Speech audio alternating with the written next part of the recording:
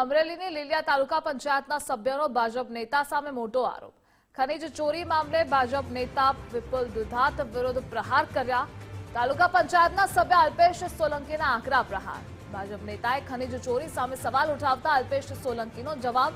વિપુલ દુધાતના ગામ ક્રાંકશમાંથી Savarkundla રંદોડા state highway માટે ખનન થયું હતું। રોયલ્ટી ભર્યા વગર ક્રાંકશ ગામના ડુંગરો તોડીને ખનીજ ચોરી થઈ રહી છે। પોતાના ગામમાંથી થતી ખનીજ ચોરી સમયે શા માટે ચૂપ હતા? સ્ટેટ હાઈવેમાં ભાજપની મિલીભગતથી કામ થઈ રહ્યું હોવાના પણ આક્ષેપ છે। તો ભાજપના નેતા વિપુલ દુધાત પોતાના હિત માટે સ્ટન્ટ કરતા હોવાનો આક્ષેપ પણ લગાવવામાં આવ્યો છે।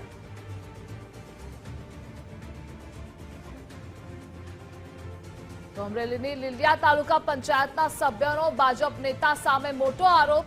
ખનીજ ચોરી મામલે ભાજપ નેતા વિપુલ દુધાત વિરુદ્ધ પ્રહારો થયા। મેં 2 દિવસ પહેલા એક અમારા વિસ્તારના જિલ્લા પંચાયતના સદસ્ય શ્રી વિપુલભાઈ દુધાતનો એક વિડીયો જોયો કે જેમાં તેમણે એક રેતી ભરેલું ડમ્પર રોક્યું હતું। ખૂબ સારી વાત કહેવાય કે ખનીજ ચોરી બાબતે તેઓ પણ જાગૃત છે।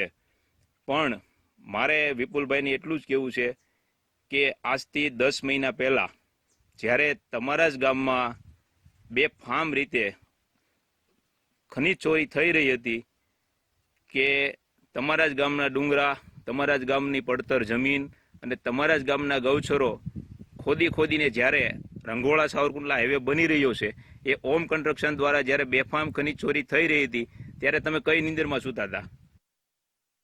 તો આપણી સાથે અલ્પેશ સોલંકી પણ જોડાઈ ગયા છે। અલ્પેશભાઈ, આપે આક્ષેપો કર્યા છે વિપુલ દુધાત પર, શું આક્ષેપો છે?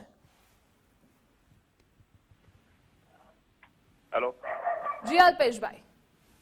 જી નમસ્તે બેન। 2 દિવસ પહેલા મેં જ્યારે વિપુલભાઈનો વિડીયો જોયો ત્યારે મને દુઃખ લાગ્યું કે આજથી 10 મહિના પહેલા જ્યારે હોમ કન્સ્ટ્રક્શન દ્વારા બેફામ રીતે વિપુલભાઈના જ ગામમાંથી ખનીજ ચોરી થઈ રહી હતી, એના જ ગામની પડતર જમીન, એના જ ગામની ગૌચર અને એના જ ગામના ડુંગરા ખોદીને જ્યારે હોમ કન્સ્ટ્રક્શન ખનીજ ચોરી કરી રહી હતી ત્યારે વિપુલભાઈને ખનીજનો કોઈ ચિંતા નહોતી, સરકારશ્રીની સંપત્તિની ચિંતા નહોતી।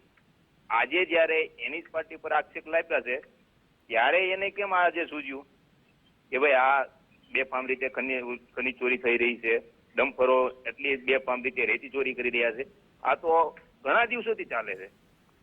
તો હું વિપુલભાઈને હું એટલું જ કહીશ કે જો તમને ચિંતા હતી તો તે દિવસે 10 મહિના પહેલા જે ચોરી થઈ હતી એની વિશે તમારે રોકાણ કરવું હતું, તો તે દિવસે એમને ન રોકી। જી અને અલ્પેશભાઈ, તો શું તમને એવું લાગે છે કે આ વિપુલ દુધાતે સ્ટન્ટ કરવા માટે કર્યું હોઈ શકે?